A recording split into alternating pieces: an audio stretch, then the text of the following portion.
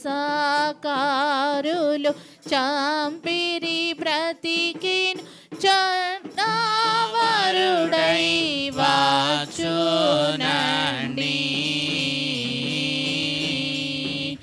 యేసు ప్రభువు వచ్చుచున్నారిదిగో వినరండి. దేవునికి స్తోత్రం. హల్లెలూయా. ప్రభునందు ప్రియమైన వారలారా, ఈ ప్రత్యేకమైన సమయంలో దేవుని వాక్యాన్ని ధ్యానించుకుందాం. అపోస్తలుడైన పౌలు కొరింథీయులకు రాసిన మొదటి పత్రిక 11వ అధ్యాయము 31వ వచనాన్ని చదువుకుందాం. అయితే మనలను మనమే విమర్శించుకుని ఎడల తీర్పు పొందక పోదుము. ఆమేన్.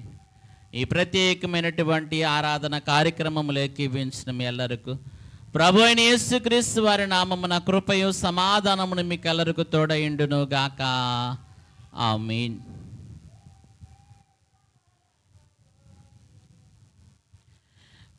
దేవా నీవే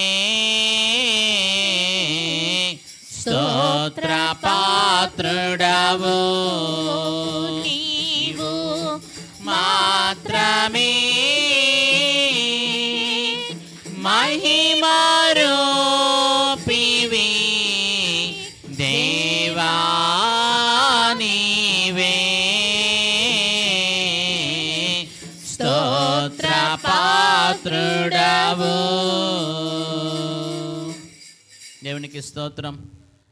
ప్రభునందు ప్రియమైన వారలారా, ఈ 2024 సంవత్సరములో మరి చిట్ట చివరి ఆరాధన దినము ఆదివార దినం. అవునా కాదా? సంవత్సరానికి ఎన్ని ఆదివారాలు వస్తాయి? 52. మరి 52 ఆదివారాలు మనం అటెండ్ అయ్యామా దేవాలయంలో? ఒకసారి మనల్ని మనం ప్రశ్నించుకోవాలి. కనుక ఆరాధన దినము ఎప్పుడు కూడా నిర్లక్ష్య పెట్టకూడదు. అందుకనే 10 ఆజ్ఞల్లో ఒక ఆజ్ఞ ఏంటి? విశ్రాంతి దినమును పరిశుద్ధముగా ఆచరింపవలెను. కాబట్టి ఆరాధన దినము ఎవరైతే ఘనమైనది అని ఎంచుకుంటారో దేవుడు వారిని కూడా ఘనమైన వారి కింద లెక్క పెట్టుకుంటాడు. కాబట్టి ఆరాధన చాలా ప్రాముఖ్యం. మీకు తెలుసా, దైవజనులు దేవదాసయ్య గారు చెప్తూ భూలోక ఆరాధనలో ఏకీభవించేవారంట రేపు నిత్య ఆరాధనలో ఏకీభవించేవారి వరుసలో ఉంటారంట. ఎక్కడ ఆరాధనలు ఏకీభిస్తే? భూలోక ఆరాధనలు ఏకీభించారు, రేపు ఎక్కడ ఉంటారు? పరలోకంలో నిత్యము ఆరాధనే, యుగ యుగములు ఆయన్ని ఆరాధించే పనే పరలోకములో. ప్రకటన గ్రంథము 21వ అధ్యాయము మనం చూసినట్లయితే అక్కడ 5వ వచనంలో ఒక మాట ఉంటుంది. 22:5 అండి. రాత్రికి ఎన్నడూనూ ఉండదు, దీపకాంతి అయినను సూర్యకాంతి అయినను వారికి అక్కరలేదు, దేవుడైన ప్రభువే వారి మీద ప్రకాశించును, వారు యుగయుగములు రాజ్యము చేయుదురు. అలాగే ప్రకటన 21 మనం చూసినట్లయితే 22వ వచనం, దానిలో ఏ దేవాలయమును నాకు కనబడలేదు, సర్వాధికారి అయిన దేవుడునగు ప్రభువును గొర్రెపిల్లయు దానికి దేవాలయమై ఉన్నారు. ఆ పట్టణములో ప్రకాశించుటకై సూర్యుడైనను చంద్రుడైనను దానికి అక్కరలేదు, దేవుని మహిమయే దానిలో ప్రకాశించుచున్నది, గొర్రెపిల్లయే దానికి దీపము, జనములు దాని వెలుగునందు సంచరింతురు. అమ్మ, మనం ఎక్కడ ఉంటామంట? దేవుని వెలుగులో. గొర్రెపిల్లయే ఆ పట్టణమునకి ఏమై ఉన్నది? దీపమై ఉన్నది.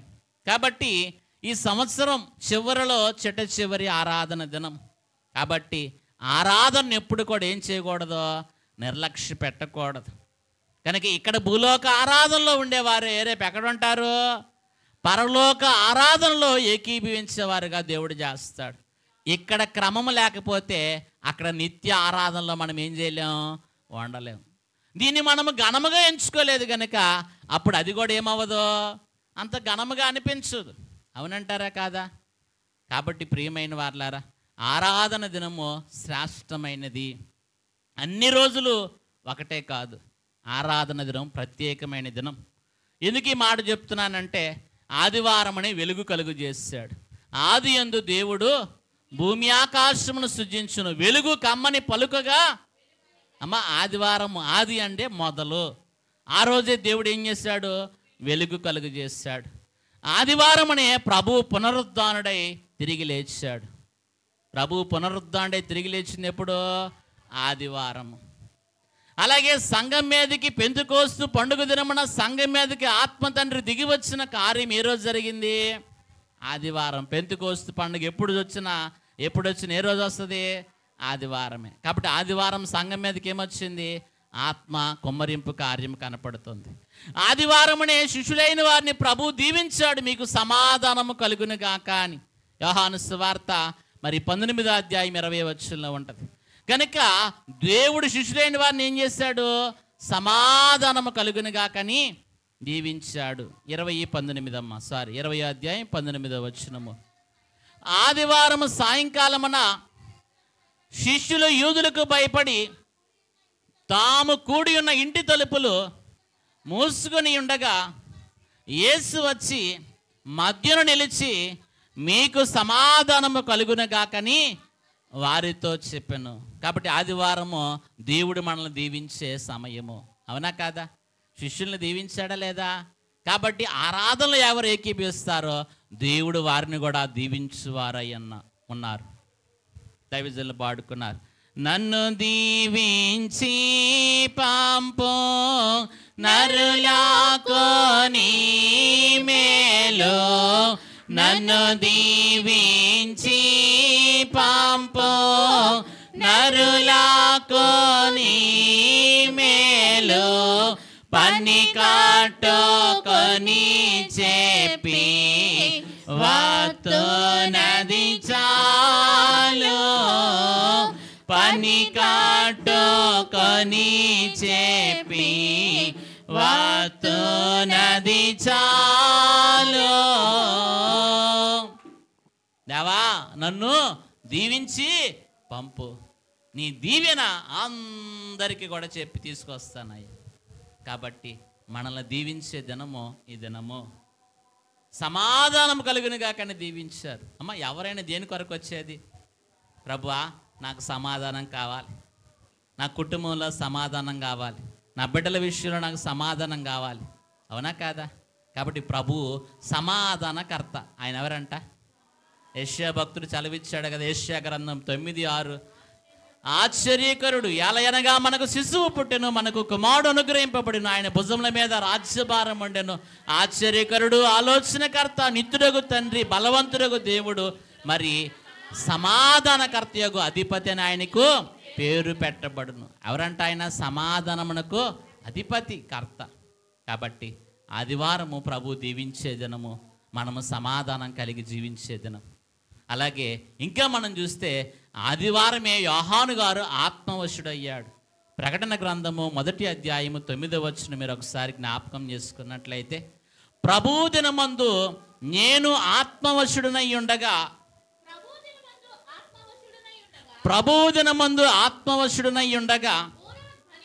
బోర ధ్వని వంటి గొప్ప స్వరము. చాలండి. కాబట్టి ఆదివారము యోహాను గారు ఆత్మవశములోకి వెళ్ళారు. అమ్మా, ఎవరి వశములోకి? ప్రభు దినం అంటే ఆదివారం. ఆదివారం యోహాను గారు ఆత్మవశంలోకి వెళ్ళాడు. దేవుడి స్వరము, బోర స్వరం విన్నాడు, దేవుని ప్రత్యక్షతను చూశాడు. కాబట్టి దేవాలయములు ఏమున్నదంటే ఆయన మాట్లాడేది మనం వినే దినము, ఆయన చూసే దినము. ఎవరుంటారు ఆదివారం ఆరాధనలో? ఏమ్మా, పాదిరి గారి విశ్వాసులేనా? ఇంకా కొంతమంది అభిమానులు వస్తారు. వీరేనా? మనకంటే ముందు ఎవరున్నారు? ప్రభు ఉన్నారు, పరిశుద్ధులు వస్తారు, దేవదూతలు వస్తారు. అయ్యగారు పాడారు కదా, ప్రభువు దూతలోనో పరిశుద్ధులన్, ఇక ప్రభువు దూతలోనో పరిశుద్ధులన్, విభవము గమన మాధ్యమసలుచు వెలుగుచుందురుగా, వెలుగుచుందురుగా, గనుక నాకేమి కొదువా నాదుడుండా. కాబట్టి ఆదివారం నిర్లక్ష్య పెట్టకూడదు. ఆదివారం ఏం కలుగు చేశారు? వెలుగు కలుగు చేశాడు. ఆదివారమున ప్రభు పునరుద్ధాండై తిరిగి లేచారు. ఆదివారమున ఆత్మ కొమ్మరింపు కార్యము జరిగింది. ఆదివారమునే ప్రభు శిష్యులను దీవించిన సమయము, సమాధానము కలుగునుగాకని. ఐదవదిగా ఆదివారమే యోహాను గారు ఆత్మ వశములోకి వెళ్ళారు. ఆదివారము దేవుడు సంపూర్ణ దీవెన అందుకునే దినం ఈ దినం. ఏ దినం అంట? సంపూర్ణమైన దీవెన దొరికే సమయమే ఆదివారం. కాబట్టి ప్రియమైన వాళ్ళారా, కుటుంబాలుగా వస్తే కుటుంబాలుగా దీవించబడతారు. నాడు ఇశ్రాయేలు అయితే కుటుంబాలుగా వచ్చి దేవుణ్ణి ఏం చేసేవారు? ఆరాధించేవారు.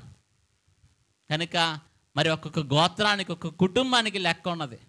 కాబట్టి దేవుడు కూడా లెక్క పెట్టుకునే దినం ఈరోజు, హాజరేసే దినం. ప్రకటన గ్రంథం 11వ అధ్యాయం ప్రారంభంలో మనం చూసినట్లయితే అక్కడ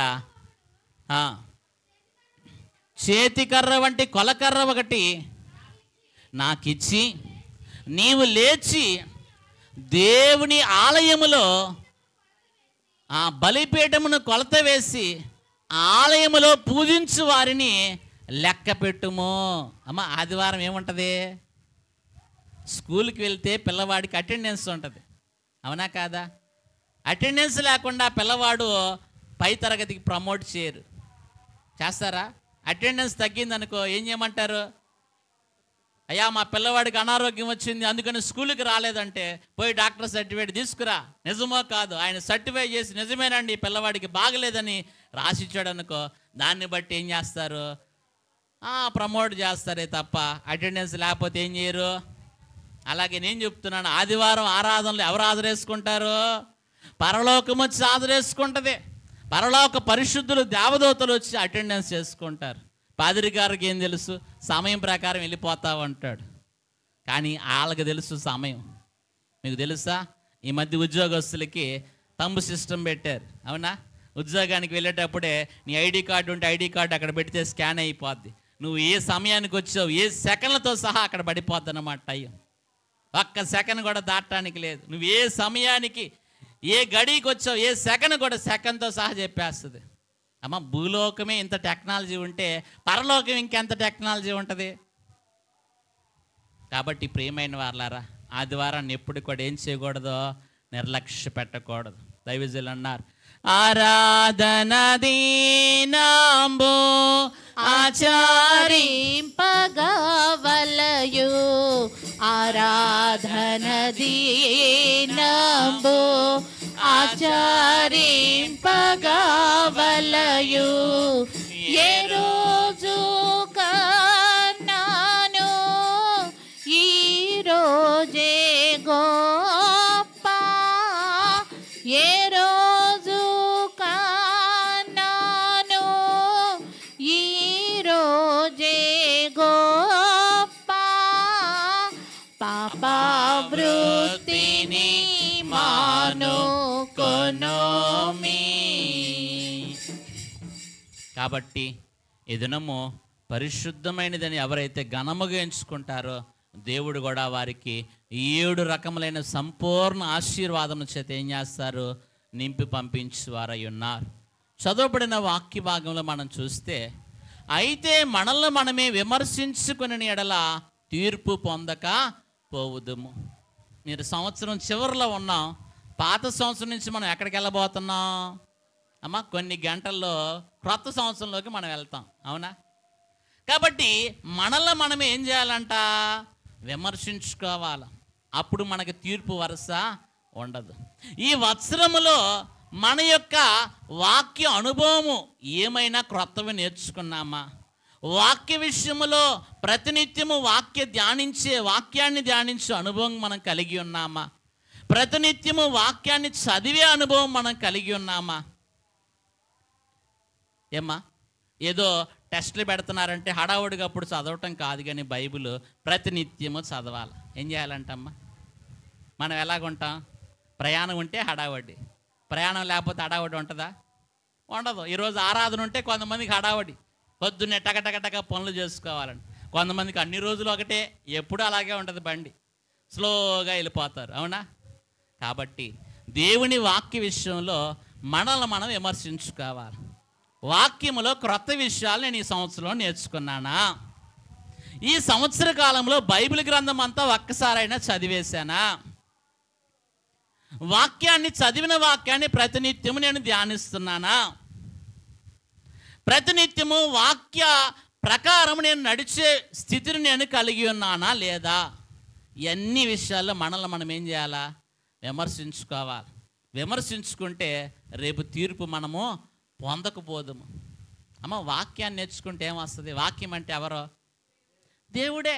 వాక్యాన్ని నేర్చుకోవటం అంటే దేవుని అనుసరించటం, దేవుని మార్గం ప్రకారం నడవటం, దేవుని క్రమమును మనం తెలుసుకొనటం, దేవుని యొక్క పద్ధతిని మనము తెలుసుకొనటమే వాక్యం. కాబట్టి ప్రియమైన వారలారా, వాక్యాన్ని ఎంతమంది చదువుతున్నారు? ఎన్నో పనులు ఉండొచ్చు, పనులు లేని వారు ఎవరు ఉండరు. స్టూడెంట్స్కి అయితే చదువుకునే పని, పెద్దవారికి అయితే మరి పనులు చేసుకొని వారి యొక్క రెక్కల కష్టం చేసుకునే పని, కొంతమందికి ఉద్యోగం ఉంటుంది, ఉద్యోగం చేసుకునే పని, కొంతమందికి వ్యాపారాలు ఉంటాయి, వ్యాపారాలు చేసుకునే పని. ఎవరికి ఎన్ని పనులు ఉన్నప్పటికీ వాక్యాన్ని ఏం చేయకూడదు? నిర్లక్ష్య పెట్టకూడదు. అవునంటారా కాదంటారా? అమ్మ, మనకి ఎన్ని పనులున్నా స్నానం చేయటం మానేస్తామా? భోజనం చేయటం మానేస్తామా? చిన్న చిన్న మన పనులు ఏమైనా ఆపుకుంటామా? ఎంత బిజీగా ఉన్నా కానీ మాట్లాడలేదు, ఏమీ ఆపుకోం. ప్రార్థన దగ్గరికి వచ్చేసరికి, వాక్యం దగ్గరికి వచ్చేసరికి టైమే లేదు పాస్టర్ గారు చదవడానికి. ఏమంటారండి? టైమే లేదు. పాస్టర్ గారు ఏమన్నా మాట్లాడారనుకో ఆయన మీద కోపగించుకోవటం. అమ్మ, వాక్యం చదువన్నాం అనుకో కష్టం. కాబట్టి ప్రియమైన వారలారా, వాక్యమే మనకి దీపం వంటిది. ఆజ్ఞ దీపముగా ఇయ్యబడింది అని పరిశుద్ధ గ్రంథం సెలవిస్తుంది. ఆజ్ఞ లేకపోతే నీకు దీపమే లేదు. దీపం లేకపోతే ఎలా నడుస్తా? 119వ దావీదు కీర్తన 105వ వచనంలో మనం చూస్తే మీకు తెలిసిన వాక్యమే. నీ వాక్యము నా పాదములకు దీపమును, నా త్రోవకు వెలుగునై ఉన్నది. ఎవరైనా వెలుగులో నడవాలనుకుంటారా? చీకటిలో నడవాలనుకుంటారా? వెలుగులోనికి నడిపించే దేవుడు మన దేవుడు. మన దేవుడే వెలుగై ఉన్నాడు. ఆయనే అసలైన వెలుగుగా ఈ లోకానికి వచ్చాడు. దైవజనులు అన్నారు, వెలుగుగా దేవుడు వెలసెదాత్రిలో, వెలుగుగా దేవుడు వెలసెదాత్రిలో. కాబట్టి వెలుగుగా వచ్చాడు, మనల్ని వెలిగించడానికి వచ్చాడు. అమ్మ, మనల్ని ఏం చేయడానికి వచ్చాడు? మత్తయి సువార్త 5వ అధ్యాయం 14వ వచనములో, మత్తయి సువార్త 5:14 ఒకసారి చదువుకుందాం. మీరు లోకమునకు, అమ్మ, మీరు అందరూ ఎవరై ఉన్నారంట? మీరు వెలుగై ఉన్నారు అని ప్రభు చెప్తున్నారు. వెలుగై ఉన్న వాక్యాన్ని మనం వినకుండా, వాక్యాన్ని నేర్చుకోకుండా, వాక్యాన్ని పఠించకుండా, వాక్యాన్ని ధ్యానించకుండా వెలుగుగా మనం ఎలా ఉంటాం? ఏమ్మా, ఒకసారి ఆలోచన చేయండి. వాక్యం చదవము, వాక్యాన్ని మరి ధ్యానించం, వాక్యాన్ని నేర్చుకోం, వాక్య ప్రకారం నడవం. ఎలాగొస్తుంది వెలుగు మనలోకి? మాట్లాడాలి. ఇవేమీ చేయకుండా నువ్వు చీకట్లో ఉన్నట్ట, వెలుగులో ఉన్నట్ట? కాబట్టి ఆలోచన చేయండి. బాప్తిస్మిచ్చి యోహాను తాను మండుచు ప్రకాశించు దీపం వలె ఉన్నారు. యోహాను సువార్త 5వ అధ్యాయంలో మీరు చూస్తే యోహాను గారి గురించి చక్కని సాక్ష్యాన్ని మనము ఇక్కడ చూడగలము. యోహాను సువార్త 5:35. అతడు మండుచు ప్రకాశించుచున్న దీపమై ఉండెను. మీరు అతని వెలుగులో ఉండి కొంతకాలము ఆనందించుటకు ఇష్టపడితిరి. ప్రభు ఇస్తున్న సాక్ష్యం. యోహాను గారు ఎవరంట? మండుచు ప్రకాశించు దీపమై ఉన్నాడు. ఆ వెలుగులో మీరు కొంతకాలం ఉన్నట్టుకు ఏమయ్యారు? ఇష్టపడ్డారు. కానీ మన ప్రభు ఎవరో? నిత్య వెలుగై ఉన్నాడు, జీవపు వెలుగై ఉన్నారు. కాబట్టి ఆయన వెలుగులో మనం ఉండాలి, ఆయన సహవాసంలో మనం ఉండాలంటే వాక్యాన్ని ఇష్టపడాలి. నీవు వాక్యాన్ని నేర్చుకోవాలి, వాక్యాన్ని వినాలి. చదువురాని వారి శ్రద్ధగా వినాలి. చూడండి, వాక్యం ఎంత బాగా వింటారో వారు హృదయంలో అంత దాచుకుంటారు. మరియమ్మ గొర్రెల కాపర్లు చెప్పిన మాటలన్నీ విని ఏం చేసింది? దాచుకుంది. అమ్మ పాతకాలం వరకు చదువు రావటం తక్కువ, కానీ ఎక్కువ గ్రహించేవాళ్ళు, తక్కువ మాట్లాడేవారు. ఇప్పుడు ఎక్కువ మాట్లాడతాం, తక్కువ గ్రహిస్తాం. సహజంగా చిన్నపిల్లలకు కుదురుబాటు తక్కువ, వింటారనుకుంటాం, చెప్పిన మాట 4 సార్లు చెప్పినా కూడా వినరు. కనుక ప్రియమైన వారలారా, అనాలోచనగా ఉండకూడదు. వాక్యాన్ని శ్రద్ధగా ఏం చేయాలంట? వినాలి. చూడండి, నిర్గమకాండము 15వ అధ్యాయం 26వ వచనం మీరు చూస్తే అక్కడ ప్రభు చెప్తున్నాడు. నిర్గమకాండం 15:26 మీకు తెలిసిన వాక్యమే, కానీ అందులో మీ దేవుడైన యెహోవా వాక్కును అమ్మ ఏమంటున్నారు? వినమన్నారా లేదా? శ్రద్ధగా నేను అబద్ధం చెబుతున్నానా? ఉందా లేదా వాక్యంలో? నీ దేవుడైన యెహోవా వాక్యమును శ్రద్ధగా వినాలి. మరి ఎంతమంది వింటున్నారు? మాకు చదువు రాదు పాస్టర్ గారు, చదవడానికి అంత చక్కగా చెబుతారు, మరి వినటానికి ఏమి? వినొచ్చా లేదా? నీకు తెలుసా? మరి చీరాల ప్రాంతంలో ఒక ఆమెకు చదువు రాదు, కానీ శ్రద్ధగా వాక్యాన్ని వింటది. ఒక్క ముక్క తప్పు చెప్పినా పాస్టర్ గారు చెప్పినా పట్టుకుంటుంది. పాస్టర్ గారు ఇలా చెప్పారు, అందులో అలా లేదు బైబిల్లో, కావాలంటే చూడండి అనిద్ది. అమ్మ ఎవరు గొప్పవారు అంటారు? మాట్లాడాల. గ్రహించటం చాలా గొప్ప సంగతి. కనుక ఎక్కడ చిన్న తప్పు చెప్పినా పట్టుకుంటుంది, కానీ ఆమెకి ఏమి రాదు? చదువు రాదు. కానీ ఈ బైబిల్ అంతా ఎక్కడుంది? వాక్యం చెప్పేటప్పుడు శ్రద్ధగా వింటది. ఒక్కసారి చెప్పింది దాన్ని హృదయంలో పెట్టుకోండి, దాన్ని మార్చి ఎవరు చెప్పినా పట్టుకుంటుంది అమ్మటే. ఇదిగో ఇది ఇక్కడ ఇలా లేదు, మీరు అలా చెప్పారు, కావాలంటే చూసుకో అంటారు. నిజమేనమ్మ తల్లి, నాదే తప్పు అంటారు. కాబట్టి శ్రద్ధగా వినాలి. వాక్య విషయంలో మనల్ని మనం ఏం చేయాలి?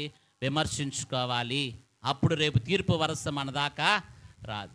కాబట్టి వాక్యాన్ని ఎంతమంది రోజు చదువుతున్నారు? వాక్యాన్ని ఎంతమంది రోజు ధ్యానిస్తున్నారు? వాక్యాన్ని ఎంతమంది రోజు కూడా పఠిస్తున్నారు? వాక్య ప్రకారం నడుచుకుంటున్నారు? ఆ వాక్యం వెలుగులో ఎంతమంది నడవాలని ఇష్టపడుతున్నారు? యోహాను మండుచు ప్రకాశించు దీపమై ఉన్నారు. ఆ వెలుగులో కొంతమంది ఏం చేశారు? నడిచారా లేదా? ఆయన ఇష్టపడ్డారా లేదా? కాబట్టి నువ్వు వాక్యాన్ని బాగా చదివితే నీ మాట ఇష్టంగా ఉంటుంది ఇతరులకి. నీ వాక్యం పఠనం లేదు, వాక్య ధ్యానం లేదు అనుకోండి, నీ మాటలు ఇష్టంగా ఉండవు. కాబట్టి ప్రియమైన వారలారా, మనల్ని మనం విమర్శించుకోవాలి. వాక్యాన్ని నేను క్రొత్తగా ఈ సంవత్సరంలో ఏ క్రొత్త సంగతి నేర్చుకున్నా? అమ్మ అర్థమవుద్దా లేదా? క్రొత్తగా మీరు ఎవరింటికన్నా వెళ్ళారనుకోండి, క్రొత్త వంటకం చేసి పెట్టారనుకో, ఏం చేస్తారు? ఇది ఎప్పుడు తినలేదే నేను, క్రొత్తగా ఉంది అని చెప్పి మరలా పోయి పనిమాల, అక్క ఇది ఎలా చేశావు నీవు? ఎప్పుడు నేను తినలేదే, చాలా బాగుంది అని చెప్పి ఏం చేస్తా? మాట్లాడాలి.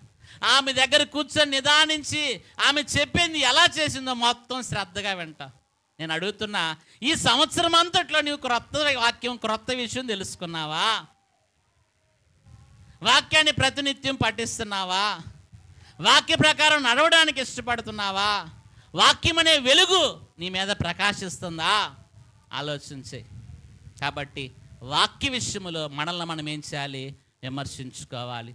రెండవది మనం చూస్తే ప్రార్థనా విషయంలో మనల్ని మనం విమర్శించుకోవాలి. అమ్మా ప్రార్థన, ప్రతినిత్యము ప్రార్థన చేస్తున్నామా? నీ కుటుంబం కొరకు చేస్తున్నావా? ఇతరుల కొరకు విజ్ఞాపన చేసే అనుభవంలో నీవు ఉన్నావా? ఒక్కసారి నీవు పరీక్షించుకో. బైబిల్ గ్రంథంలో మనం చూస్తే దావీదు భక్తుడు దినమునకు 3 ప్రార్థన చేశారంట. ఎన్నిసార్లు చేశారమ్మా? దినమునకు 3 ప్రార్థించినట్లుగా కీర్తనల గ్రంథంలో మనం చూస్తే ఒక మాట చదువుకుందాం. కీర్తనలు 5వ అధ్యాయంలో ఉంటుంది. అలాగే ఇంకా మనం చూసినట్లయితే 55వ అధ్యాయము 17వ వచనం. సాయంకాలమున, ఉదయమున, మధ్యాహ్నమున నేను ధ్యానించుచు మొరపెట్టుకుందును, ఆయన నా ప్రార్థన ఆలకించును. రోజుకి ఎన్నిసార్లు చేశారంట? 3 సార్లు ప్రార్థన చేశారు. దానియేలు భక్తుడు కూడా దినమునికి ఎన్నిసార్లు చేశారు? ముమ్మారు ప్రార్థన చేశారు. దానియేలు గ్రంథము 6వ అధ్యాయంలో మీరు చూస్తే 20వ వచనం అనుకుంటా, దానియేలు గ్రంథము 6వ అధ్యాయం మీరు చూసినట్లయితే అక్కడ కూడా రాయబడిన మాట. దానియేలు గ్రంథము 6వ అధ్యాయము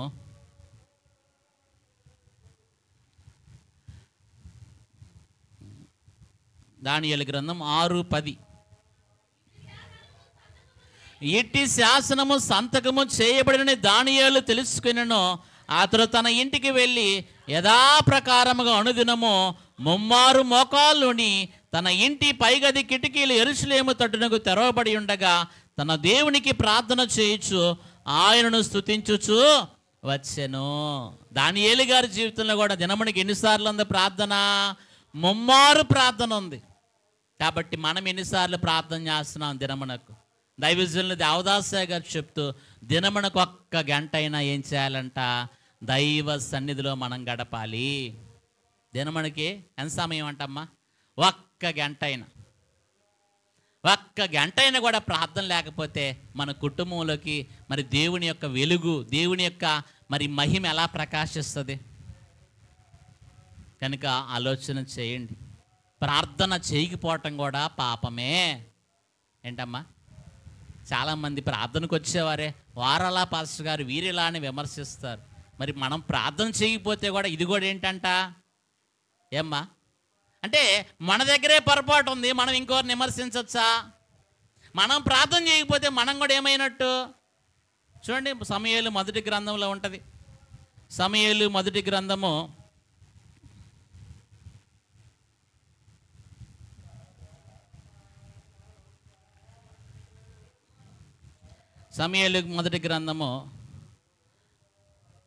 12వ అధ్యాయము 23వ వచనం. నా మట్టుకు నేను మీ నిమిత్తము ప్రార్థన చేయటం మానుట వలన యెహోవాకు విరోధముగా పాపము చేసిన వాడు నగుదును, అది నాకు దూరమగును గాక. ఏంటంటమ్మా? ప్రార్థించకపోవటం కూడా ఏంటి? పాపమే. కాబట్టి ఈ వత్సరకాలం అంతటిలో కూడా నువ్వు ప్రార్థించే అనుభవంలో కలిగి ఉన్నావా? ఒక్కరోజైనా మానకుండా చేశామా? ఒక్కరోజు కూడా నేను సన్నిధి మానలేదు పాస్టర్ గారిని చెప్పగలమా? గుండెల మీద చేసుకొని ఆలోచన చేయాలి. కాబట్టి నేను నా కుటుంబం గురించి నిత్యము ప్రార్థన చేస్తున్నానని చెప్పగలుగుతున్నామా? నా గురించి నేను రోజు వ్యక్తిగతంగా ప్రతి దినము ప్రార్థించుకుంటున్నానని చెప్పగలుగుతున్నామా? ఏమ్మా? మన గురించి మనం చేస్తే తర్వాత ఇతరుల గురించి, అవునా? ఖచ్చితంగా మన గురించి మనం చేసుకునే వాళ్ళు ఖచ్చితంగా ఇతరుల గురించి కూడా ఏదో ఒక సందర్భంలో ఒక ముక్కైనా ఏం చేస్తాం? చేయగలుగుతాం. మన గురించే మనం చేసుకునేప్పుడు ఇతరుల గురించి చేయగలటం, చేస్తున్నామని చెప్పడం కూడా ఏంటి? వేషధారణ అవుతుంది. కాబట్టి ప్రార్థన ఆలకించే దేవుడు మన దేవుడు. ఎవరంట? దైవజనులు అన్నారు, ప్రార్థన చేస్తే బలము సంపాదించుకుంటామంట. బహుగా ప్రార్థన చేసి బలమును సంపాదించుకొనుడి. అమ్మ, ప్రార్థన చేస్తే ఏమొస్తుందంట? ప్రార్థనకు వస్తే మాట్లాడట్లేదు మీరు. ప్రార్థన చేస్తే బలము, ప్రార్థనకు వస్తే బలం కాదా? ప్రార్థనకు వస్తే దేవుని దీవెన పొందుకోవటం కాదా? మరి ప్రార్థన ఎందుకు మానేస్తారో ఏమ్మా? అంతకంటే బలం ఇంకెక్కడన్నా వస్తుందేమో. అంతేనంటారా? మనకేమో లోక సంబంధమైన బలం కావాలి, అంతేనా? బహుగా ప్రార్థన చేయుడి ఇక మీదట, బహుగా ప్రార్థన చేయుడి, బహుగా ప్రార్థన చేసి బలమున్ సంపాదించి మహిలో కీడును గెల్వోడి, దేవునికెప్పుడు మహిమా కలుగానీయుడి, దేవునికెప్పుడు మహిమా కలుగానీయుడి. కనుక ప్రార్థన విషయంలో మనల్ని మనం ఏం చేయాలా? విమర్శించుకోవాలి. క్రొత్త సంవత్సరానికి వెళ్ళబోతున్నాం, మంచిదే. నీ వాక్య అనుభవం ఎలాగుంది? నీ ప్రార్థన అనుభవం ఎలాగుంది? ఒక్కసారి నిన్ను విమర్శించుకుంటే క్రొత్త సంవత్సరం ఎలాగ అడుగుపెట్టాలా? వాక్యము కలిగి, ప్రార్థనా జీవితం కలిగి, ధైర్యంగా ఉత్సాహంతో అడుగుపెట్టచ్చు. అవునంటారా కాదంటారా? మూడోది మనం చూస్తే మన కుటుంబ విషయంలో మనల్ని మనం కూడా విమర్శించుకోవాలి. కుటుంబాన్ని కూడా కట్టుకోవాలి, కుటుంబాన్ని కూడా చక్కబెట్టుకోవాలి. బైబిల్ గ్రంథములో భక్తుల కుటుంబాలు ఎన్నో ఉన్నాయి. వాళ్ళు ఎంత గొప్ప భక్తులైనప్పటికీ కుటుంబాలను విడిచిపెట్టారా? ఏమా, హానోకు 300 ఏండ్లు దేవునితో నడిచాడు. 65 సంవత్సరాలు ఆయన కుటుంబంతో ఉన్నాడు. కుటుంబాన్ని ఆయన విడిచిపెట్టాడా? ఆయన కూడా ఎవరో దేవదాసయ్య గారు చెప్తూ, హానోకు 65 ఏండ్లు సంసార జీవితం కలిగిన వాడు, 300 ఏండ్లు సన్నిధి జీవితం కలిగిన భక్తుడు అని అన్నారు. ఎవరంట? 65 ఏండ్లు సంసార జీవితం కుటుంబం ఉంది ఆయనకి, 300 ఏండ్లు సన్నిధి జీవితాన్ని కలిగిన వారు అన్నారు. కాబట్టి హానోకు కుటుంబం లేదా? హానోకు భక్తి చేశాడు, తన కుటుంబాన్ని కాపాడుకున్నాడు. తను సిద్ధపడి ఏం చేశాడు? మరణమే చూడకుండా కొనిపోబడ్డాడు. కాబట్టి మన కుటుంబాన్ని కూడా కాచుకోవాలి. జ్ఞానవంతురాలు ఇల్లు కట్టుకొనును, 3 రాళ్ళు ఇల్లు. మరి నీ బిడ్డల విషయంలో వారికి ప్రార్థన నేర్పుతున్నావా? నీ భర్తని దేవాలయంలోకి నడిపించగలుగుతున్నావా? నీ బిడ్డలకు అనునిత్యము ప్రార్థన గురించిన విషయాలు, దైవ సన్నిధి గురించిన విషయాలు, బైబిల్ గ్రంథంలో భక్తుల సంగతులు వారికి నేర్పిస్తున్నావా? ఆలోచన చెయ్యి. ద్వితీయోపదేశకాండం 5వ అధ్యాయంలో ప్రభు అంటారు, 6వ అధ్యాయంలో, వారు కూర్చున్నప్పుడు, వారు నుంచున్నప్పుడు, వారు మరి అన్ని విషయాల్లో వారికి ఏం చేయాలంటే వాక్యాన్ని నీవు చూడండి. ద్వితీయోపదేశకాండము 6వ అధ్యాయము 4-6 వచనాలు, 4 నుంచి 6 వచనాలు మనం చదువుకుంటే, ఇశ్రాయేలు వినుము, మన దేవుడైన యెహోవా అద్వితీయుడగు యెహోవా నీ పూర్ణ హృదయముతోను, నీ పూర్ణ ఆత్మతోను, నీ పూర్ణ శక్తితోను నీ దేవుడైన యెహోవాను ప్రేమింపవలయును. నేడు నేను నీకు ఆజ్ఞాపించి ఈ మాటలు నీ హృదయములో ఉండవలయును. నీవు నీ కుమారులకు వాటిని అభ్యసింపజేసి నీ ఇంట కూర్చుండునప్పుడు, త్రోవను నడుచున్నప్పుడును, పండుకున్నప్పుడును, లేచినప్పుడును వాటిని గూర్చి మాట్లాడవలయును. సూచనగా వాటిని చేతికి కట్టుకొనవలయును. అవి నీ కన్నుల నడుమ బాస్కిమ వలె ఉండవలయును. నీ ఇంటి ద్వార బంధముల మీద, నీ గౌనుల మీద వాటిని వ్రాయవలెను. ఏమ్మా, దేవుడిని ఏం చేయాలంట? పూర్ణ హృదయముతో, పూర్ణ బలముతో ఆయన ప్రేమించాలి. దేవుని గురించి అంటే మన పిల్లలకంట కూర్చున్నప్పుడు, నడిచేటప్పుడు, పండుకున్నప్పుడు, లేచినప్పుడు వాటితో ఏం చేయాలంట? దేవుని విషయాలు వారితో ముచ్చటించాలి, మాట్లాడాలి. నేటి కాలంలో బిజీ లైఫ్ అయిపోయింది. ఎంతసేపు ఫోన్లు. అవునా? ఇంట్లో 4 ఉంటే 4 ఫోన్లు ఉంటాయి. అమ్మ లేవా? ఇంట్లో ఎంతమంది ఉంటే ఎన్ని ఫోన్లు ఉంటాయి? ఎవరికి వాళ్ళే. ఈ మధ్య వాట్సాప్లో ఒక మరి పిక్చర్ చూసామంట. పాతకాలం ఎలాగుండేదంటే కుటుంబము అందరూ కూర్చొని చక్కగా ఒకరి విషయాలు ఒకరు మాట్లాడుకుంటూ ముచ్చటిస్తూ భోజనం చేసేవాళ్ళంట. నేటి కాలం ఎలాగుంది? ఎవరి పాటికి వాళ్ళు ప్లేట్లో పెట్టుకోవటం, ఒక ఫోర్కు లేకపోతే స్పూన్ వేసుకోవటం, ఒక పక్క ఫోన్ చూసుకుంటా ఎవరి పాటికి వాళ్ళు తింటాం. అమ్మ ఏది బాగుందంటారు? కుటుంబం అంతా కలిసి సంతోషంగా మరి ఒకరి విషయాలు ఒకరు ప్రేమగా మరి పంచుకుంటూ చక్కగా మరి భోజనం చేసేవారు. ఆ ఆనందం ఎంతో బాగుంది. కానీ నేటి కాలం ఎలాగుంది? కుటుంబాలు ఫోన్లు, ఎవరు బిజీ లైఫ్, ఎవరు బిజీ వాళ్ళే. ఒక మాట చెప్పాలంటే ఫోనే దైవం లాగా ఉంది. అవసరమే ఫోను, కానీ ఎంతవరకు దాన్ని ఉపయోగించాలో అంతవరకే. అదే జీవితమో కాదు అనే విషయాన్ని మనము జ్ఞాపకం చేసుకోవాలి. మీకు తెలుసా, ఇశ్రాయేలు వాళ్ళ పిల్లల కంటే 21 తరాల గురించి చెప్తారంట. ఎన్ని తరాలమ్మా? మరి దేవుడు ఎప్పుడో ఆదామావులకి ఇచ్చాడు, నేను రక్షకుని పంపిస్తాను, స్త్రీ సంతానం నుంచి వస్తాడని. 4000 సంవత్సరాల వరకు ఆ వాగ్దానం ఎలా వచ్చిందంటారు? ఏమ్మా, ఆదాము వాళ్ళ పిల్లలకి చెప్పారు, వాళ్ళు వాళ్ళ పిల్లలకి చెప్పారు. ఆదాము నుంచి షేముకి, షేము నుంచి నోవాహుకి, నోవాహు నుంచి అబ్రహాముకి, అబ్రహాము నుంచి ఇస్సాక్కి, తర్వాత యాకోబుకి, యోధా గారికి, ఎలాగున దావీదు వరకు ఆ వాగ్దానం వచ్చిందా రాలేదా? అమ్మ వాళ్ళ పిల్లలకు నేర్పిపోతే తెలిసేదా? నేటి దినాల్లో చూడండి, కుటుంబంలో పెద్దవారు బాగా భక్తిపరులు, కానీ నేటి తరం వచ్చేసరికి పిల్లల్లో భక్తి లేదు, దేవుడు అంటే కూడా తెలియదు, వాళ్ళ ఇష్టం ఎలా కడితే అలా తిరుగుతున్నారు. కారణం ఏంటి? వారి గురించి, దేవుడి గురించి, దేవుని శక్తిని గురించి, ఆయన గొప్పతనం గురించి, ఆయన ఆశ్చర్య కార్యాల గురించి, ఆయన గొప్ప దైవత్వముని గురించి ఎవరో చెప్పట్లేదు. పిల్లలకి చెప్తే తెలుసుకుంటారు. కాబట్టి నీ కుటుంబ విషయంలో నేను నీ విమర్శించుకో.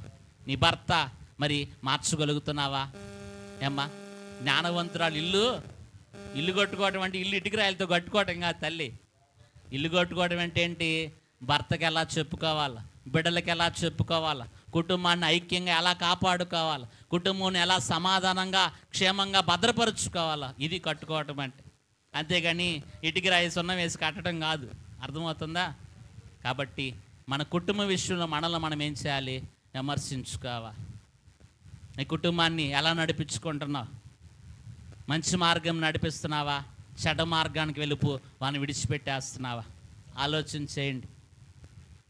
మంచి మార్గమున ఆటంకాలు ఉన్నప్పటికీ మంచి మార్గమే ఎప్పటికైనా నిలబడుతుంది.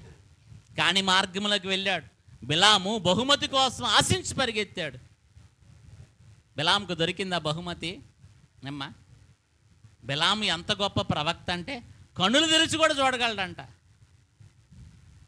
చూడండి, సంఖ్యాకాండం 24వ అధ్యాయంలో ఒక మాట ఉంటుంది. సంఖ్యాకాండము 24వ అధ్యాయము, సంఖ్యాకాండం 24వ అధ్యాయము 15వ వచనము నుంచి కొన్ని వచనాలు చదువుతాను చూడండి. ఉపమాన రీతిగా ఇట్లా నేను బెయేరు కుమారుడైన బిలామునకు వచ్చిన దేవోక్తి, కన్నులు తెరిచిన వానికి వచ్చిన దేవోక్తి, దేవవాక్కులను వినిన వాని వార్త, మహోన్నతుని విద్య నెరిగిన వాని వార్త. అతడు పరవశుడై కనులు తెరిచిన వాడై సర్వశక్తిని దర్శనమును పొందెను. ఆయనను చూచుచున్నాను కానీ ప్రస్తుతం ఉన్నట్టు కాదు, ఆయనను చూచుచున్నాను కానీ సమీపం ఉన్నట్టు కాదు. నక్షత్రము యాకోబులో ఉదయించును, రాజదండము ఇశ్రాయేలు నుండి లేచును. అది మోయాబు ప్రాంతములను కొట్టును, కలహవీరులందరినీ నాశనము చెయ్యును. ఎదోమును శయీరును ఇశ్రాయేలుకు శత్రువులు, వారు స్వాధీనపరచబడుదురు. ఇశ్రాయేలు పరాక్రమమందును. ఏమ్మా, ఈ విషయాలన్నీ దర్శన రీతిగా మరి బిలాము చూచాడు. అమ్మ, ఎవరికి జయం వస్తుంది అన్నారు? యాకోబులో నుంచి నక్షత్రం ఉదయిస్తుంది. శయీరు, మోయాబీలు ఇశ్రాయేలుకు శత్రువులు. ఈయనగా ప్రవచించింది. దేవుని ఆత్మచేత ప్రవచించిన ఈ బిలామే చివరికి బాలాకు, మోయాబు రాజైన బాలాకు బహుమతి ఇస్తానంటే ఆశించి పరిగెత్తాడు. అమ్మ, ఏం ఆశించాడు? బహుమానం. అమ్మ, దేవుడిచ్చే బహుమానం కంటే మనుషులిచ్చే బహుమానం గొప్పదా? ఆలోచన చేయండి. చాలామంది బహుమానాలు ఆశించి పరిగెత్తేవారు ఉన్నారు. జాగ్రత్త, బిలాము మార్గం అది. ఏ మార్గం అంట? బిలాము బహుమానం పొందుకున్నాడా? ప్రవచించింది ఎవరు? బిలామే. శత్రువులయ్యా, శేయూరు, మోయాబీలు ఇశ్రాయేలుకు శత్రువులు, వారు ఓడిపోతారని దేవుడే ప్రవచించి చెప్పాడు ఈయన ద్వారా. ఈయన మోయాబు రాజు అయినటువంటి బాలాకు బహుమానం ఇస్తానయ్యా, నీకు రా, కొంతమంది నువ్వు శపించాలంటే పరిగెత్తాడు. అమ్మ, దేవుడు ఇతన్ని ఎందుకు నిలబెట్టాడు? ఆశీర్వాదముగా ఉండిటికే దేవుడు నిన్ను నన్ను పిలిచాడు, శాపనార్థాలు ఇవ్వటానికి కాదు. కానీ ఈ బిలాము శపించడానికి రమ్మంటే వెళ్ళాడు. వెళ్ళాడా లేదా? వెళ్ళాడు. బహుమానం దొరికిందా? దొరకలా. రాజులను నమ్మి బహుమతిని ప్రేమించిన బిలాము ఏమాయెను? రాజులను నమ్మి బహుమతిని ప్రేమించిన బిలాము ఏమాయెను? దైవ దర్శనం కోల్పోయెను.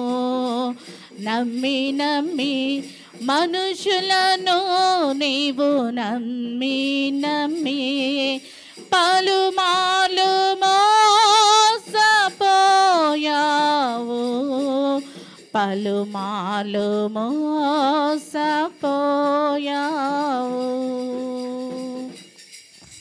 కాబట్టి బహుమానాన్ని ఆశించి పరిగెత్తాడు బిలాము. బహుమానం దొరకలా. చివరికి ఖడ్గము చేత ఏమయ్యాడు? చంపివేయబడిన పరిస్థితి బిలాముకు వచ్చింది. కాబట్టి వారేదో ఇస్తున్నారు, వీరేదో ఇస్తున్నారు, వారేదో ఆశ చూపించారని ఏర్పాటును దాటి వెళ్ళవద్దు. ఏర్పాటు అంతస్తు కోల్పోతారు, జాగ్రత్త. బిలాము పరిగెత్తాడు బహుమానం కొరకు. ఏం కోల్పోయాడు? దర్శనము, దైవ దర్శనాన్ని కోల్పోయాడు. ఏం కోల్పోయాడమ్మా? దైవ దర్శనాన్ని కోల్పోయాడు. దేవుడి మాటకి భిన్నంగా పరిగెత్తాడు. చివరికి గాడిద చేత బుద్ధి చెప్పించాడు దేవుడు. దేని చేతమ్మా? జాగ్రత్త. ఏర్పాటు దాటి వెళ్తే ఏమవుతారో అన్నారు దైవజనులు. కాబట్టి వారేదో ఆశ చూపారు, వీరేదో ఇస్తున్నారు, వారేదో బహుమానం ఇస్తున్నారని పరుగులెత్తవద్దు సుమా. దేవుడిచ్చే బహుమానము గొప్పది, మనుషులిచ్చే బహుమానము కొద్దిపాటిది. అది ఉండొచ్చు, ఇవ్వచ్చు, ఇవ్వకపోవచ్చు కూడా. అబద్ధం మాటకు దేవుడు ఎవరు కాదు? నరుడు కాడు. మనుషులు మాట మార్చేయచ్చు, ఎన్నిసార్లు తిప్పయచ్చు ప్లేటు. అయినా మనం మనుషుల్ని నమ్ముతాం, మరలా మరలా మోసపోతానే ఉంటాం. దేవుడిని నమ్ము, ఆయన వాక్యాన్ని నమ్ము, ఆయన నీ హృదయంలో పెట్టుకో. ఎవరు నిన్ను కదిలించలేరు. సంఘములో ఒక స్తంభంగా దేవుడు నిన్ను నిలబెడతాడు. అంతేగాని బహుమానాన్ని ఆశించి పరిగెత్తావా, ఏర్పాటుని కోల్పోతావు, దైవ దర్శనాన్ని కోల్పోతావు, తర్వాత నీవే బాధపడతావు. కాబట్టి బిలాం బాధపడ్డా? సంతోషంగా ఉన్నాడా? బాధే మిగిలింది ఆయనకి. గాడిద బుద్ధి చెప్పింది, అయినా వినకుండా పరిగెత్తాడు. మరలా అక్కడికి వెళ్ళాక మాత్రం బిలామునికి ఏమన్నా బహుమతి ఇచ్చారా? బాలాకు రాజు అన్నాడు, నేను చెప్పినట్టు నువ్వు చేయలేదు, వారిని శపించమన్నాను, నువ్వు ఈ 3 సార్లు మమ్మారు వారిని దీవించావు కనుక బహుమతి ఇవ్వకుండా మీ దేవుడు అడ్డగించాడు పో అని పంపివేశాడు వట్టిగాని. ఎవరో? బాలాకు రాజు. కాబట్టి జాగ్రత్త. నీ కుటుంబ విషయంలో నీవు ఎలాగున్నావు, నీ బిడ్డల విషయంలో నువ్వు ఎలాగున్నావు, వారిని మంచి మార్గంలో నడిపించాలంటే నువ్వు మంచి మార్గంలో ఉండాలి. నువ్వు మంచి భక్తి తత్వాన్ని నువ్వు నేర్చుకుంటే నీ పిల్లలకు నువ్వు నేర్పిస్తావు. నీకే లేకపోతే వారికేమొస్తుంది? కాబట్టి ప్రియమైన వారలారా, గొప్ప ప్రవక్త సైతం ఏమైపోయాడు?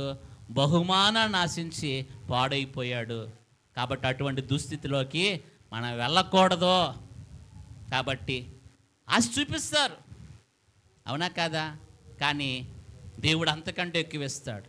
అడుగు వాటన్నిటికంటే, ఊహించు వాటన్నిటికంటే అత్యధికంగా ఇచ్చేది మన దేవుడు. మనుషులు ఎంత ఇస్తారు? ఎన్నో మాయోపాయములు కల్పిస్తారు. వాటిని ఆశించవద్దు. కాబట్టి ప్రియమైన వారలారా, ఈ 2024 సంవత్సరంలో నేను విమర్శ చేసుకో. నేర్చుకునే విషయంలో, వాక్యం విషయంలో నేను ఎలాగున్నాను, ప్రార్థనా విషయంలో నా స్థితి ఎలాగున్నది, కుటుంబ విషయంలో నా కుటుంబాన్ని నేను ఎలా కట్టుకున్నానా, నా కుటుంబాన్ని పాడు చేసుకుంటున్నానా, నా బిడ్డల విషయంలో, నా కుటుంబ విషయంలో నా కుటుంబం ఎలాగుంది, వర్ధిల్లుతుందా, క్షీణించిపోతుందా? బైబిల్ గ్రంథంలో ఒక చక్కని మాట ఉంది, దావీదు అంతకంతకు వర్ధిల్లెను, సౌలు అంతకంతకు నేరసిల్లెను. చూడండి, దేవుని ఏర్పాటును కలిగిన దావీదు అంతకంతకు ఏమయ్యాడమ్మా?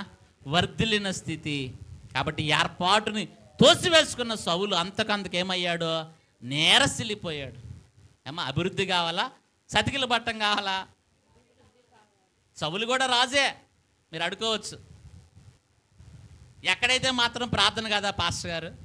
అయ్యా, ఎక్కడైతే మాత్రం అంతా అదే కాదా? కానీ ఏర్పాటు మిషను, ఏర్పాటు అంతస్తు కోల్పోతే మరలా అంతస్తులోకి చేరలేము. బిలాకు మరలా అంతస్తు వచ్చిందా? ఎప్పటికీ రాలా.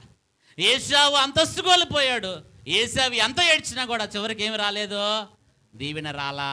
కాబట్టి జాగ్రత్త, జారిపోతారు. ఏర్పాట్లో ఉండి కూడా జారిపోవటం అంటే ఎంత దురదృష్టం. కాబట్టి అటువంటి దుస్థితి ఎవరో తెచ్చుకోబాకండి అని ప్రభు పేరట మీకు ప్రేమతో తెలియచేస్తున్నా. కాబట్టి ఈ 2024 సంవత్సరం 25కి మనం వెళ్తున్నాం. మనల్ని మనం ఏం చేయాలా? విమర్శించుకొని క్రొత్త సంవత్సరంలోకి నూతన హృదయం కలిగి మనం అడుగు పెట్టాలి. అవునా కాదా? హృదయ శుద్ధి గల వారు ధన్యుల వారు దేవుని చూడాలి. క్రొత్త సంవత్సరంలో మనల్ని మనం విమర్శించుకుంటే ఆ స్థితి, ఆ దుస్థితి మన దగ్గర నుంచి దేవుడు తీసేస్తాడు.